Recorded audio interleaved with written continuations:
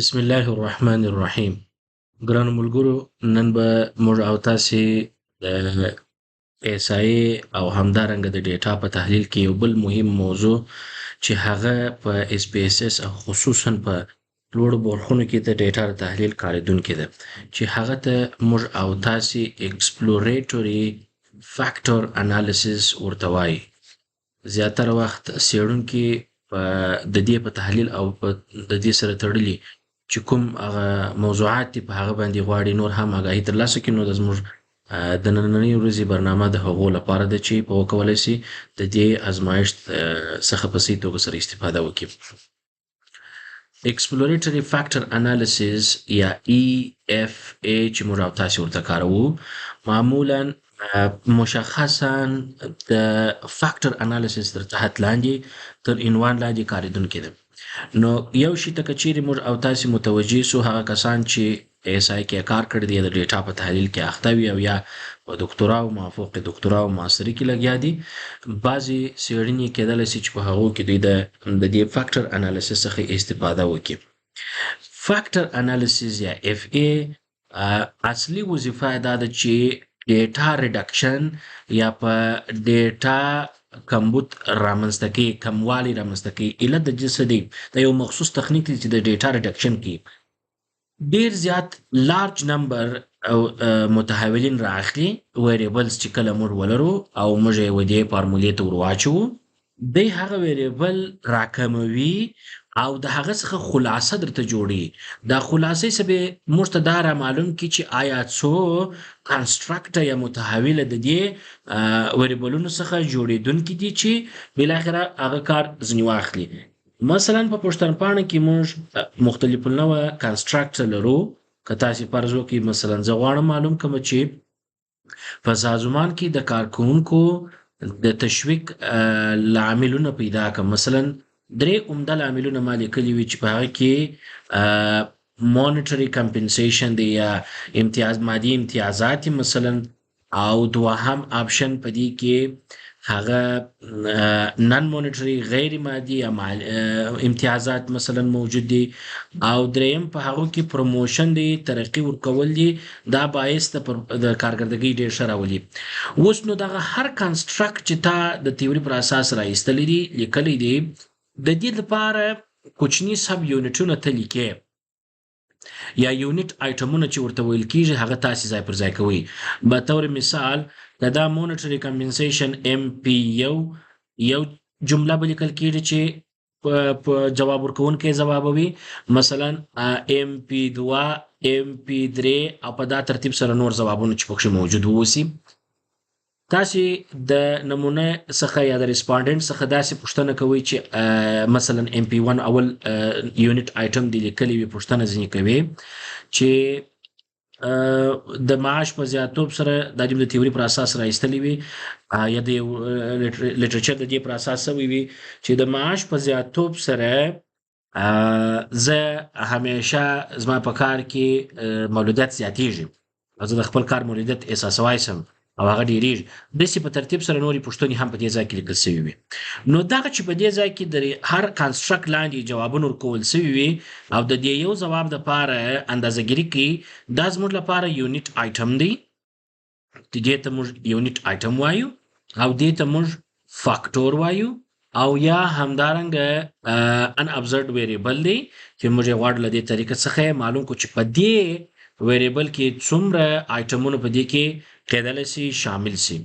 نو ایکسپلوریټري فاکټر انالیسیس ته دغه ټوله د یونټ آیټمونو ویریبلونه لویږي او موږ ته د یو لړ مراحلو په طی کولو سره دا ورته واضح کوای سو چې موږ ته دغه ټیسټ واضح کړي چې څومره سموتلی په هغه کنډیشن په کتلو سره ستا لپاره ویریبلونه انتخاب کړي یا فاکټورونه انتخاب کړي چې هغه بالاخره ستا تیوري په هغه عملي بڼه سره یو ځای ومرج کړي، وګوري چې صحیح راغلي او که نه ده، او کوم یونټ آیټمونه لازم نه دي چې د دې ډیټا برخه اختیار کړي. نو دا یو عمده طریقه ده چې معمولا خلک یې زیاتره وخت کاروي. او فاکټر انالیسیس چې دی معمولا په پوښتنپاڼه کې، په سروېګانو کې ډېر قابل دی استفادې دي، تر څو دی معلوم کړي چې کوم کنسټرکټس په ریل لایف کې چې هغه نشي کولای ته اندازه کې دی درته معلومي چې ستا په پښتون پاڼه کې چې تدریجي اصلا په دې درو کې چې شپږ آیټمونه دي دا هر یو ته دغه آیټمونه زی او دا نور ځای نه نیسي. د دې سره ترڅنګ دوه نورې مفکورې دي چې موږ او تاسې به پر هغه باندې تمرکز کوو چې یو هغه ته موږ او تاسې وایو CFA او بل ته موږ او تاسې وایو یو CFA ده او بل EFA ده. CFA confirmatory factor analysis دی او بل خو موږ already کار کړ.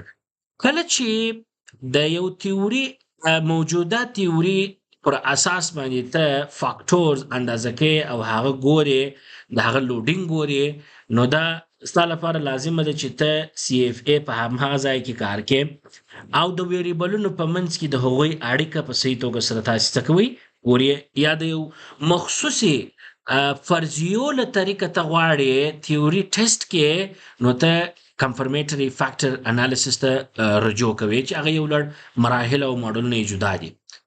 ایکسپلوریټری فاکټر انالیسس کار دادی چې هغه په بعض وختونو کې ستاسو لپاره ډیر ژور معلومات د همغه ویریبلونو په تعلق او تیوري په تعلق تاسو ته نه موجود یا هغه تیوري چې کله موجود وي ته غواړي هغه معلوم کې چې په دې کې څومره قدر دغه ویریبلونه په خپل ځان کې یونټ آیټمونه ځایولای سي ریډنډنسي ګوري نو موږ کولای شو چې بیا ودی اپروچ ته لاس واچو.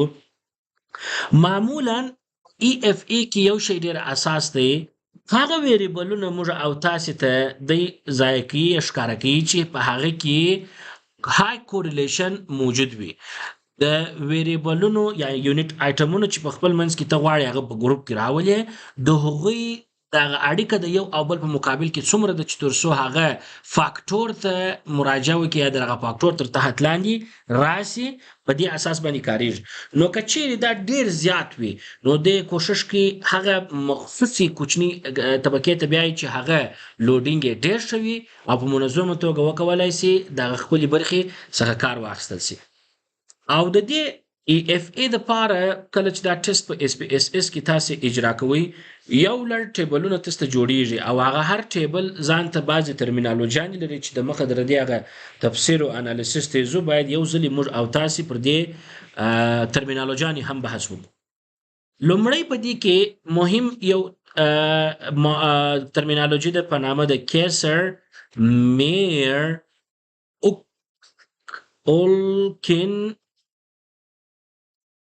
اولکین ماډل یا کې شارټکټ چې کاروي KMO میجر دی.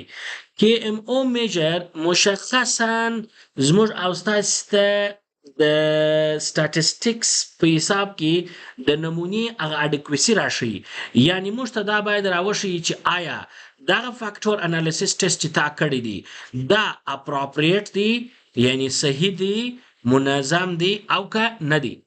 نو د دې لپاره یو کامن میتود کاریږي هغه تریشولډ ایریا او کرایټیریا چې موږ او تاسو لرو هغه دا ده چې کچيري ویلیو د 0.5 او یو په منځ کې قرار د تراويستي ټیبل کې نو موږ وایي چې دا فاکټر انالیسس چې تا کار کړی دی دا اپروپریټ دی او بالکل سي تکواله سي نور سټیجونو ته مخته ولاړ سي. کچيري ویلیو تر 0.5 ټیټراله نو موږ ورته وایو چې دغه کوم ټیسټ چې تا کړی دی یا دا فاکټر انالیسس دا ان اپروپریټ دی بالکل هغه صحیح نه دی یعنی دغه سامپل چې تا ټاکلی دی دا د EFA لپاره کافي نه دی چې هغه ماډل ورته عیار کې او مختبلار سي او نو ټیسټونو باندې اجرا سي. نو لومړنی شی زموږ استاد لپاره د کیسر میر اولکین میجرمنت دی چې د سامپل اندازګيري مشتري چې په دې فاکټر انالیسس کې قابل د قبول ده او که نه ده او هغه د تریشولډ هغه درجه ده چې تاسو کولای شئ ټیبل پر باندې معنا کړئ. دوهم تخنیک چې موږ او تاسو یادو هغه د بارټلیټس test for specificity of sphericity. نوموړی ټیسټ چې دی معمولا د دې لپاره کیږي چې دغه فرضیه چې تاسو لرئ هغه کوم چې تاسو د خپل کنسټرکټ سره ایستلې ده یا دغه لپاره غواړئ چې هغه ټیسټ کړئ نو په هغه کې دا غواړي معلوم کړي چې آیا ویریبلز چې تاسو لري یونټ آیټمز چې تاسو لري په پاپولیشن کې یا په نفوس کې ارتباط پذیر دي که نه دي، یعنی ان کوریلیټډ دي او که نه دي. دا د دې ټیسټ هغه اساسي وظیفه ده چې اجرا کوي. یعنی په ساده توګه سره موږ په دې کې یو شی لرو په نامه د پاپولیشن کوریلیشن ماټریکس. پاپولیشن کوریلیشن ماټریکس دا آیډنټیټي ماټریکس دی. دې ته یو بل لغات هم کارولای شي چې دا چی دی، دا یو آیډنټیټي ماټریکس دی. د دې هغه سپیسیفیک لغاتونه دي چې ورته کاریږي. زه دلته مازی دلته لیکم آیډنټیټي ماټریکس دی. ښه کچيري هر ویریبل لخپل ځان سره بی آر د 1 کې قرار درلود، یعنی 100% هغه کوریلیټډ و، مګر د نورو ویریبلونو سره کوریلیشن 0 و. یعنی کچيري په خپل کې دا ویریبلونه د یو کنسټرکټ لاندې 100% دوی سره تړلي و او بیا همدغه د بل سره 0 تړلي و، نو موږ په دې ځای کې همدغه څه جمله کارو، هغه چې هغه اساسي شی ورته ویل کېږي چې دا آیډنټیټي میټریکس لري. نو کچيري ویلیو موږ ته په لاس راسي او هغه تر 0.05 ټیټه وي، نو دا ویل کېږي چې نوموړی ریزلټ آیډنټیټي میټریکس نه دی تولید کړی. معنی دا ده چې سیګنیفیکنټ ریلیشنشپ موجود لري او قرار لري د ویریبلونو په منځ کې. سیګنیفیکنټ ریلیشنشپ قرار لري، دا هغه اول پوینټ دی. نو سیګنیفیکنټ ریزلټ څخه هدف څه دی؟ لکه ما درته ویل چې هر ویلیو چې په ټیبل کې راوتل هغه کوچنی و د 0.05 سره، نو واضح خبره ده چې هغه تاسو د ریزلټ تکراری چې د ویریبلونو چې دی د یو او بل سره تړلي دي او دا یو ډیر ښه ټیسټ دی ترڅو معناداره ای اف ای په کار واچول سي. دغه د دې هغه اساسي تھریشولډ دی چې موږ او تاسو استفاده ځنې کوو. دریم شی چې هغه کې مهم دی ټیبل تاسو درکې هغه کامونالټي ده چې موږ او تاسو کار ځنې اخو. کامونالټي دې ته ویل کېږي چې د نورو ویریبلونو سره هر ویریبل په کومه اندازه ویریانس شریکوي. که دې طرف ته یو ویریبلونه پراته او دې طرف ته نور ویریبلونه پراته، ویریانس په کومه اندازه د دې ویریبلونو او د دغه ویریبلونو که دلته مثلا A کنسټرکټ وي او B کنسټرکټ وي، د دې لاندې 10 ویریبلې د دې لاندې 8 ویریبلونه، دغه ویریبلونه د دې سره په کومه اندازه ویریانس شریکوي یا کامن د یو او بل سره لري، دې ته کامونالټي وایي. معمولا د دې لپاره تھریشولډ څه دی؟ ټول عمر چې په فارمول کې یا په هغه سپیسس کې موږ درجه ورته ټاکو باید تر 0.5 موږ دا ټیټ ونیسو. یعنی هدف دا دی هغه ویریبلونه چې د هغوی ویریانسونه تر دې اندازې ټیټ په یو بل کې راځي هغه باید ریموف سي، ایسته سي. خو خیر هغه نور سټیجونه دي چې ان شاء الله هغه ته بیا د خیر سره موږ او تاسو راځو او کار باندې کوو. څلورم موږ او تاسو لرو په نامه د پرسنټیج اف ویریانس. پرسنټیج اف ویریانس څومره قدر کچيري موږ دا یو فاکټور فرض کو، یو کنسټرکټ یا فاکټور فرض کو او در دې لاندې آیټمونه دي قرار لري. هر آیټم په دې فاکټور کې د ویریانس څونه اندازه یا پرسنټیج یا برخه تشکیلي، دې ته ویل کېږي پرسنټیج اف ویریانس، چې موږ تاسو ته دا ډیر اساس دی چې کوچني پرسنټیجونه بیا د فاکټور لوډینګ په حساب نه نیول کېږي. بل یو مهم آپشن دی چې هغه د ایجن ویلیو ده. دا ډیر اساس دی چې موږ تاسو په نظر کې وساتو. دا دې ته وایي چې د کچيري دا یو فاکټور وي، د هر فاکټور له لوري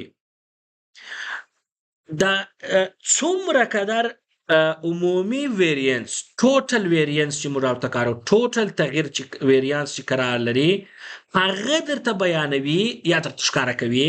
دا د ایجن ویلیو وظیفه ده. نو دی معمولا څه کار کوي؟ ټوټل ویریانس د هر یو فاکټور پر اساس باندې څه کوي؟ تشریح کوي په ټوله ماډل کې. نو هغه د دې تھریشولډ دی معمولا باید تر یو غټ ونیول سي د دې د خاطر چې د فیوچر سټډي لپاره هغه لاره هواره کړي. د دې څه وروسته یو بل ماډل هم پکې موجود دی چې هغه ته سکری پلاټ وایي. سکری پلاټ دې ته ویل کېږي چې دا د ایکس او د وای پر محور باندې جوړیږي او یو پلاټ یا یو لاین جوړي د چې شي د ایګن ویلیو لاین جوړي.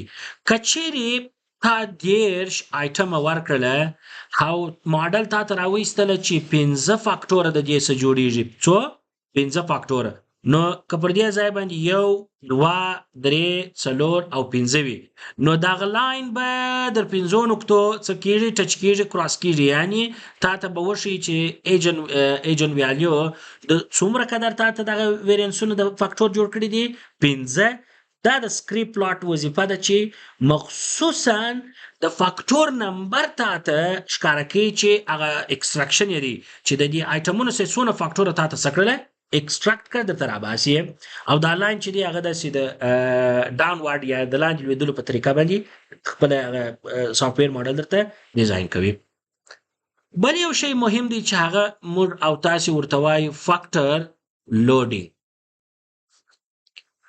فاکټر لوډینګ څه وظیفه اجرا کوي؟ دا هم یو ډېر مهم آپشن دی چې د فاکټر ویریبل کوریلیشن هم موږ ورته ویلی شو. یو لغات خو هغه دی بل یې فاکټر variable correlation. ښه که چیرې تاسې یو فاکټور ولرئ یا یو ویریبل لرئ او یونټ آیټمونه قرار لري هر یونټ آیټم یو درجه د ویریشن اخلي د 0 او د 1 په منځ کې. هغه درجه چې معمولا تر 0.5 ټیټیږي هغه معمولا کمزور لوډینګ لري او هغه د ماډل څخه باید ریموف سي ایستسي تر څو په صحیح توګه سره هغه ویریبلونه سم نشان پیدا کړي. یعنی کچيري لوړ لوډینګ اختیار کړ تر 0.0.5 لوړ لوډینګ واخیستی معنا یې دا ده چې نوموړی آیټم په ډېره ښه توګه نمایندګي کوي د فاکټور څخه.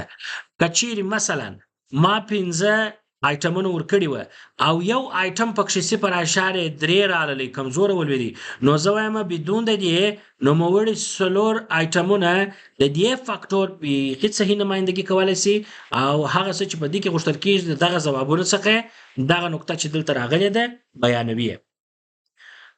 موږ د دې وروسته یو بل اصطلاح هم لرو چې هغه باندې به هم انشاءالله موږ او تاسې باید ځان پوه کړو چې هغه د روټیشن میتودونه دي. روټیشن میتودز چې په دې ماډل کې کارېدونکي دي. معمولا دوه غټ ماډلونه دي چې خلک یې کاروي. یو ویری ماکس ماډل دی چې ډېر زیات کارېدونکي دي او بل د ډي او په نامه دی چې هغه ته موږ او تاسې ډایرکټ اوبلیمین وایي اوبلیمین میتود وایي. دا هر یو بیل بیل تشریح لري. د ویری ماکس سیستم دا دی چې هغه ډېر کامن دی یعنی ډېر زیات کارېدونکي دي او ټول همدغه یو ماډل د ویری ماکس کاروي. د دې کار دا دی چې ایکسټریم لوډینګز که هغه ډېر لوړ وي او یا ډېر ټیټ وي کموي مینیمایز کوي تر څو تا ته هغه ډېر صحیح آیټمونه د هغه منظم فاکټور لپاره انتخاب کړي. یعنی کوم مشخص او پاسبل ویریبلونه چې یونټ آیټمونه چې وي دغه فاکټور لپاره هغه په ویری ماکس میتود کې درته کاروي. په دې کې معمولا کمپوننټس دي هغه ارتوګونل دي یعنی هر کمپوننټ چې دی هغه په فطرت کې نن ریډنډنټ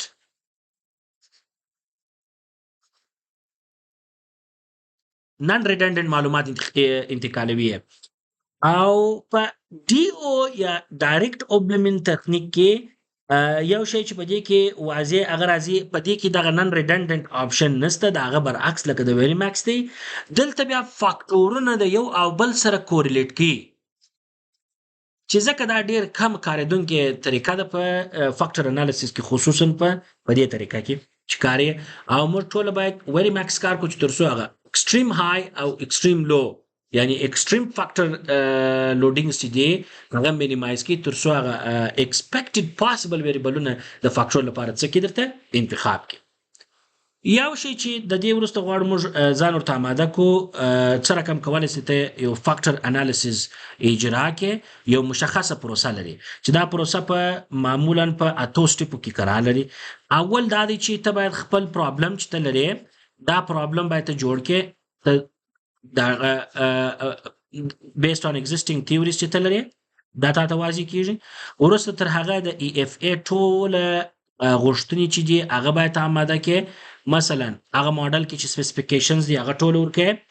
در هغه څخه وروسته د مشخص د فاکټور تخنیکونه دي چې مثلا ته غواړې ویری ماکس کارې بل میتود کارې دا ټول مشخص کړې.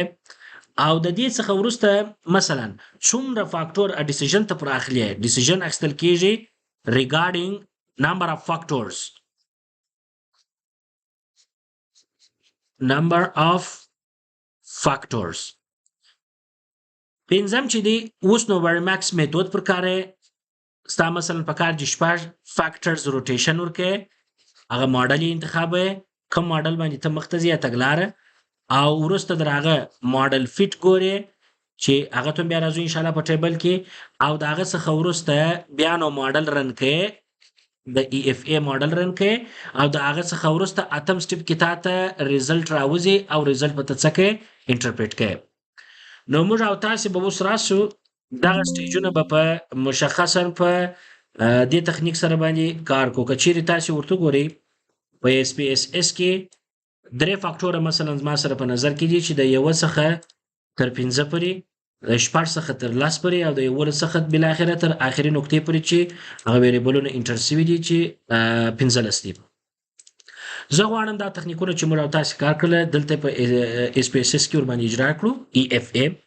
نو تاسې راځئ ډایمنشن ریډکشن لکه ما درته ویل چې فاکټر انالیسیس کوم کار کوي دا ډایمنشن ریډکشن کې په خاطر د دې چې تر څو هغه اکیوریټ یونټ آیټمز په فاکټور کې راته واضح کړي او څو فاکټور وي چې هغه په صحیح توګه سره هغه آیټمونه د دې فاکټور نمایندګي وکړای شي.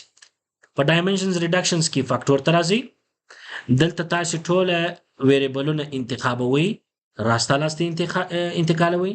ډسکریپټیوز ته به راسئ دلته به د کې ام او او بارلیټس ټیسټ اف سپیریسټي انتخابوي چې موږ او تاسو ته دا دوه ټیسټونو باندې خبرې وکړې چې کې ام موږ ته اپروپریټنس راشي چې آیا دا ټیسټ اپروپریټ دی د سامپل اډیکویسي صحیح ده او کنه ده.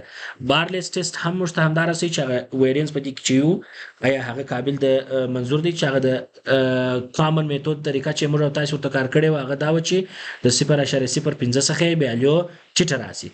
که چیرې ویلیو در 0.05 څخه ټیټه راغله نو موږ دا واضح ویلی سو چې په دې کې آیډنټیټي میټریکس نه دی تولید شوی.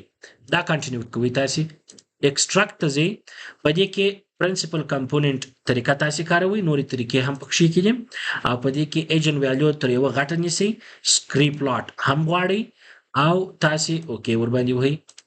په روټیشن کې کوم ډول روټیشن ورکوئ ویری ماکس روټیشن ورکو نور شی تاسې لاس نه وهئ. بیا آپشن ته راځئ په آپشن کې دلته درته وایي سپریس سمال کویفیشنټس مثلا تاسې غواړئ چې در 0.15 چې کم ټیټ وي هغه دې په ماډل کې نه حسابېږي او نه دې راځي دا اوکې کوئ نو تاسې ته به دا ماډل په دې ترتیب سره راشي. که تاسې وګورئ کې ام او ان بارلیټس ټیسټ چې په دې ځای کې راغلی دی 0.8 نه مارولس جواب دی نو ویلیو تر 0.15 لوړه ده سامپل اډیکویسي په ټیسټ کې ډیره ښه ده او بارلیټس ټیسټ اف سپیریسټي در 0.05 ویلیو ټیټه ده ځکه د سیګ ویلیو دومره ده نو په دې کې آیډنټیټي میټریکس نه دی تولید شوی. د کامنالیټیز ټیبل ته که تاسې وګورئ د ایکسټراکشن ویلیو په دې ځای کې هغسې ویلیوګانې چې هغه در 0.15 چې کامن درجه ټاکل کېږي ټیټ وي هغه تقریبا ټوله وګورئ ډېر نسته ټوله هغه د 0.15 څخه لوړ دي نو په دې کې هغسې آیټم نسته چې موږ هغه ایکسټراکټ ویباسو یا ریموو یې کړو یا ایکسټراکټ یې کړو. که چیرې تاسې د ټوټل ویریانس ایکسپلینیشن ټیبل ته وګورئ په دې کې درې ایجن ویلیو موږ ته راایستل سوي 1 2 او 3 دا درې معنا دا چې د دې آیټمونو چې 15 آیټمه دي دا دې ته په کتلو سره درې فاکټوره دا راته راایستلي دي چې د هغه ټوټل ایجن ویلیو چې در یو غټه وي دلته ښکاري چې 3 4 او 15 ده چې ډېر پرفیکټ یونټ فاکټورونه یې موږ ته ډرافټ کړي او جوړ کړي. سکریپ پلاټ ته که هم تاسو وګورئ کچېرې یونټ آیټمونه تر یوه ایجن ویلیو لوړه درته ښکاره کړي نو هغه به ته په نظر کې ساتې دا د سکریپ پلاټ کار دی. تاسو دلته وګورئ تر 15 پورې دا رن سوی دی مګر تر یوه ایجن ویلیو چې لوړ فاکټورونه راغلي دي هغه 3 دي، 1 2 او 3. نو تاسو به زی ایگزیسټینګ تیوري ته او کوېسچنیر ته کچېرې 3 فاکټور تاسو موجود نو دا 3 دانې تاسو ته د دې جوابونو پر اساس درکړل.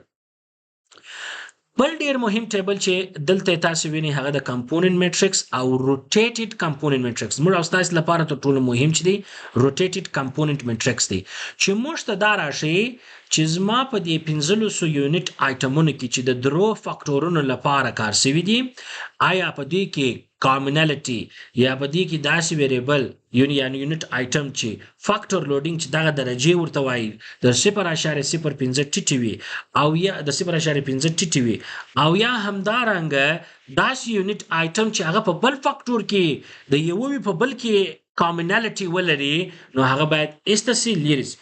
چون کې دا ډیټا ډیره از ان ایگزامپل ما تاسو ته راوړې وه ډیره ښه کورلیشن کې موجوده ده نو هر آیټمونه چې په دې ځای کې ځواب شوي دي هغه په مشخص فاکټور پورې مرتبط دي او د هغه ډیره ښه نمایندګي کولی شي چې تر څو هغه ایگزیسټینګ تیوري په ثابته سي. نو د 1.5 آیټم پورې دا د یو فاکټور لپاره دي، د 14 پورې د بل فاکټور دي او د 11.15 پورې د بل فاکټور لپاره قابل د استفادې دي. دغه ټوټل د فاکټر انالیسس طریقې دي چې کاریږي. بیا په ریزلټ کې چې تاسو انټرپریټیشن ورکوي کې مو په اول ترتیب لیکي چې د سامپل اډیکوسي لپاره بالکل اندازه صحیح ده او هغه د 0.05 څخه درجه لوړه ده او همدارنګه د بارلیټس ټیسټ دا ښکاره کړی دی چې آیډنټیټي میټرکس نه ریپروډیوس کړي او درجه تر 0.05 ټیټه ده. کامنالټیز ټیبل دا ښکاره کړ چې په دې کې داسې یونټ آیټم چې د هغه ویلیو تر 0.5 ټیټه وي هغه ایکستراکټ یا ایستسي وجود نه لري او ټوله تر 0.5 لوړ دي. ټوټل ویریانس ایکسپلین ټیبل کې انیشل ایجن ویلیو دا ښکاره کړ چې 3 فاکټورونه موږ انتخاب کړ چې ویلیو ته ایجن ویلیو تر یوه لوړ وي چې هغه 1 2 او 3 دي. سکریپ پلاټ موږ ته دا ښکاره کړل چې در یوه ایجن ویلیو چې درجه لوړه وي هغه څو فاکټورونه دي په دې ډیټا کې د دې څخه 1 2 او 3 او 3 دي نو دا 3 به تاسو کې کوي ایگزیسټینګ تیوري پر اساس او هغه به فردر انالیسس ته آماده کوي. نو په روټیټډ کمپوننت میټرکس کې چې د ویری ماکس تخنیک ور باندې کار کړی دی دلته لاندې تاسو ته راغلي دي او 5 ایټریشنز ور کړی دي. هغه دا معلوم کړل چې هیڅ داسې یونټ آیټم نشته چې فاکټور لوډینګ د 0.5 ټیټ وي او یا داسې یونټ آیټم چې هغه کامنالټیز ولري او یا د هغوی کورلیشن د نورو سره راغلی په نورو پورې مرتبط شوی وي تر څو هغه ایکستراکټ سي. نو ټوله په خپل کنسټرکټ کې راغلي دي او موږ ته 3 فاکټور انتخاب کړی دي.